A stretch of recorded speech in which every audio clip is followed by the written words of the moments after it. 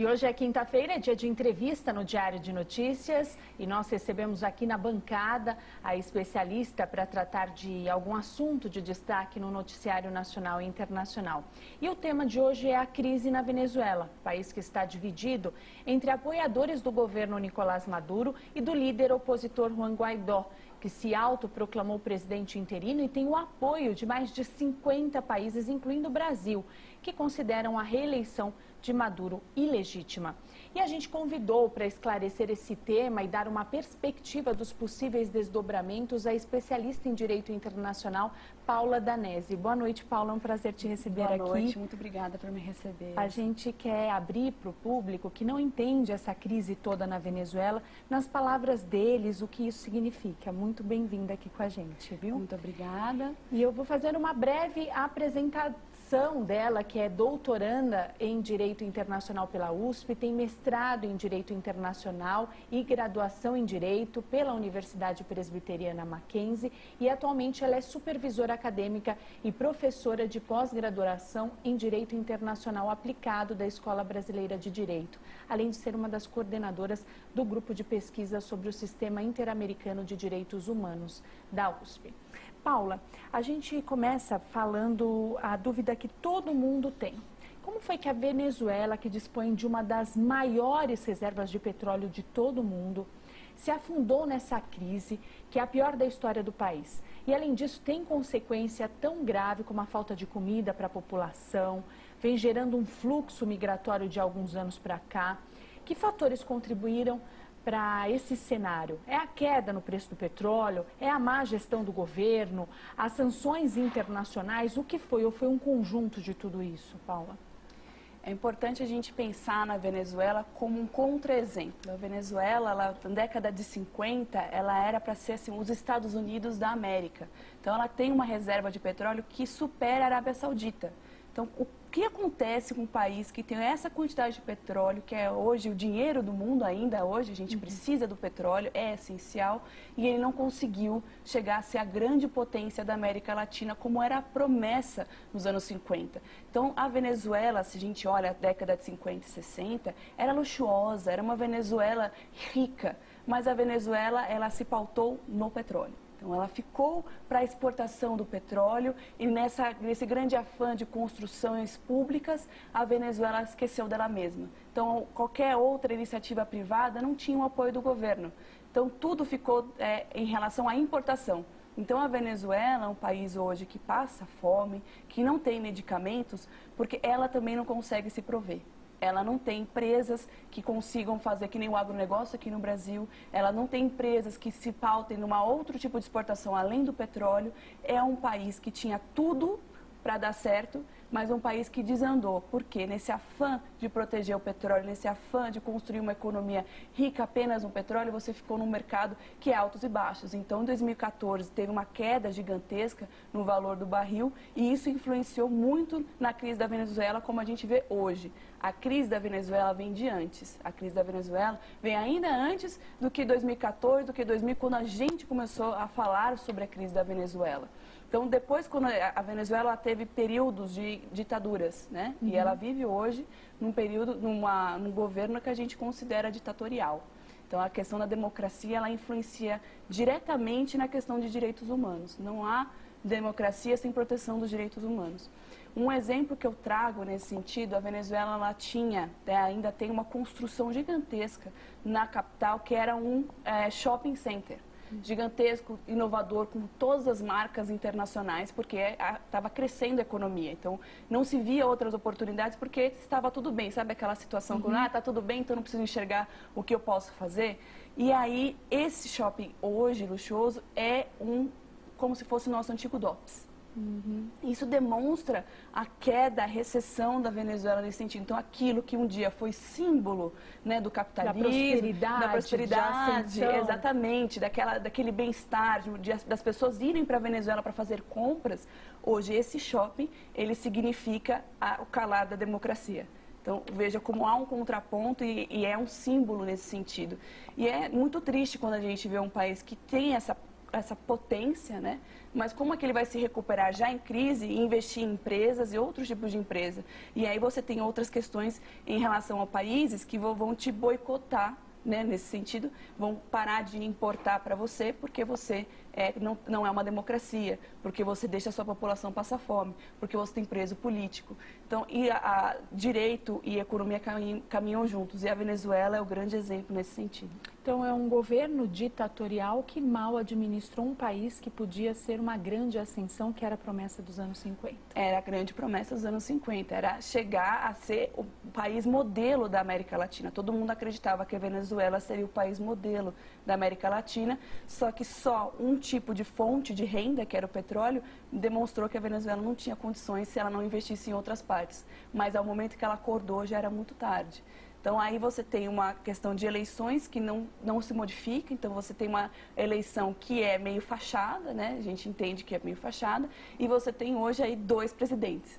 Você tem o presidente que é reconhecido pela população, a parte da população e por alguns países, mas outros países, como o Brasil, reconhecem outro presidente. Então, é uma anedota da história. Como é que um país tem 2 presidentes ao mesmo tempo? E um não quer sair mesmo com uma eleição tão prejudicada e que já foi, exatamente, como foi farsa, como tudo foi feito, né? Na sua visão, existe uma possibilidade concreta de haver um conflito armado? Assim, no direito internacional humanitário, que é que cuida de guerra, a gente tem 2 tipos de conflito. Então, a gente tem o conflito armado internacional, se a gente lembrar da Primeira Guerra, a Segunda Guerra, são países contra países. E o conflito armado não internacional, que também é protegido no direito internacional público. Eu enxergo na Venezuela uma situação já de conflito armado não internacional. Por quê? Você já vê, quando a gente consegue ver, né, a imprensa já é censurada, mas o embate entre o exército e a população. E assim, recorrente, não é um Ainda mais episódio. com a ajuda humanitária que mal conseguiu entrar no país, e a gente vê esse embate muito forte, né? Exatamente. Então, eu considero que o conflito está ali, está presente, já é por isso que a ajuda foi uma ajuda humanitária, porque a população ela já está sofrendo um tipo de conflito. Aqueles que se insurgem contra o governo são silenciados por bombas, por balas, etc. Na realidade, a gente não tem ciência de quantas pessoas realmente estão presas, por quais motivos e quantas pessoas não só estão morrendo de fome, mas quantas pessoas morreram nesses conflitos desde quando a população começou a pedir a saída do Maduro. Então, o último estudo que fizeram é que na Venezuela o peso das pessoas diminuiu 11 quilos. É muito, é a fome, né? É a fome. Então, a fome leva a fome e o conflito leva ao êxito dessas pessoas. Então, o Brasil é uma porta, mas quem realmente está segurando a barra nesse sentido, né, é a Colômbia. A Colômbia que começou a receber o primeiro fluxo de venezuelanos, principalmente pela facilidade com a língua. Então, a Colômbia foi a primeira a começar a se alertar. E isso surgiu a Declaração de Lima. Alguns países, o Brasil, a Colômbia, o Peru e outros países da América se reuniram só para isso, para a questão da crise da Venezuela em 2017. Só chanceleres, e eles condenavam principalmente a questão de presos políticos. Então, a gente tem uma pressão de todos os lados aí, não só países, mas organizações dos estados e organizações internacionais, como a ONU e a OEA. Mas você acredita em algum conflito armado internacional dos países que estão apoiadores de Nicolás Maduro? Não, não creio, porque mesmo esses países, quando eles se reuniram, né, do Grupo de Lima, que o Brasil faz parte, eles descartaram a possibilidade de um conflito armado internacional, de entrar com a força, né, o uso da força no direito internacional. E também a questão vai para o Conselho de Segurança, porque todo mundo fala, e o que a ONU pode fazer? Quem cuida da parte da proteção do uso da força é o Conselho de Segurança.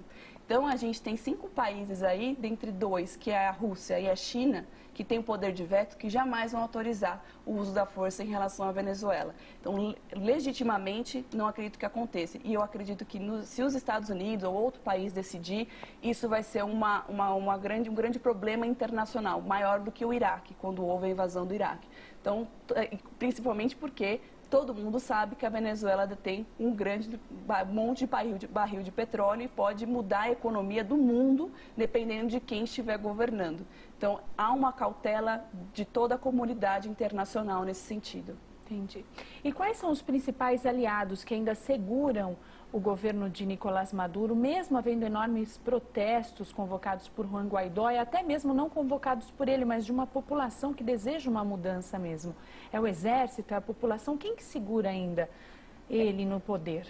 Além de ele mesmo, né? Porque ele é para falar o português certo, ele é um maluco, né? Ele é bem uma pessoa assim bem complicada para estar no governo. Jamais deveria estar governando porque ele tem uma ideia de política diferente do que realmente é a política.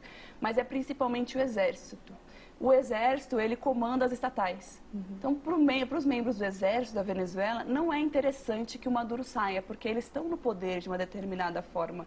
Eles comandam a economia, eles não perdem. Não são eles que estão passando fome, para falar a verdade. Quem está passando fome não está no governo. Então, eles querem continuar dessa forma. E eles estão nas ruas o tempo todo. Então, as pessoas são presas, se manifestam, né?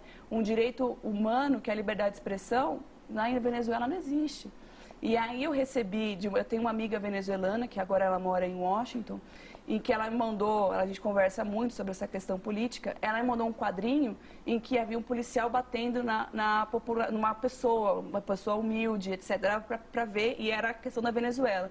E aí dizia no quadrinho, estava em espanhol, mas dizia assim, pessoas que não recebem o suficiente, batendo em pessoas que passam fome por pessoas que não estão passando por privação nenhuma, que é a grande realidade da Venezuela. Aqueles que não estão passando privação não estão sendo afetados e estão mandando aqueles que passam privação para bater em outras pessoas que estão piores ainda. Então, é um ciclo vicioso nesse sentido que a população, a que ainda não enxerga, está enxergando aos poucos, porque a fome demonstra isso. Estão padecendo, né? Não tem como não enxergar numa situação como essa, né? Exatamente.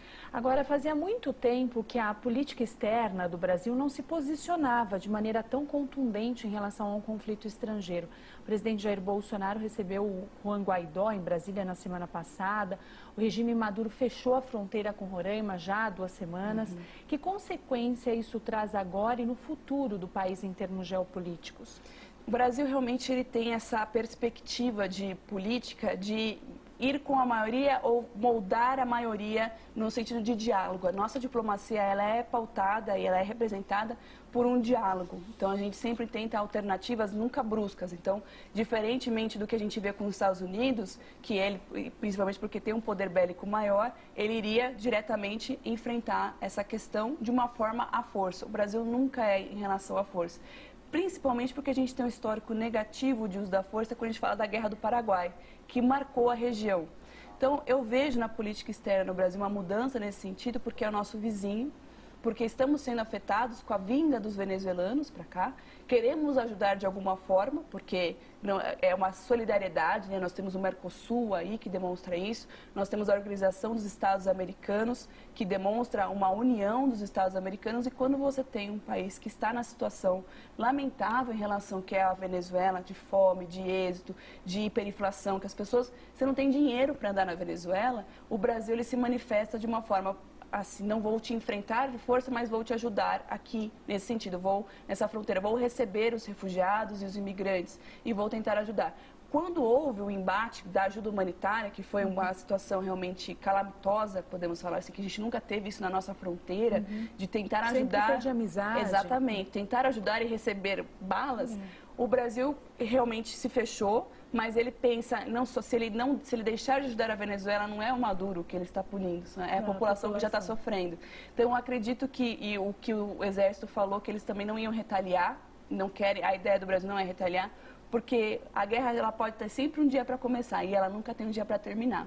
Então, trazer isso para a região vai ser um desastre para todos os países da região em si.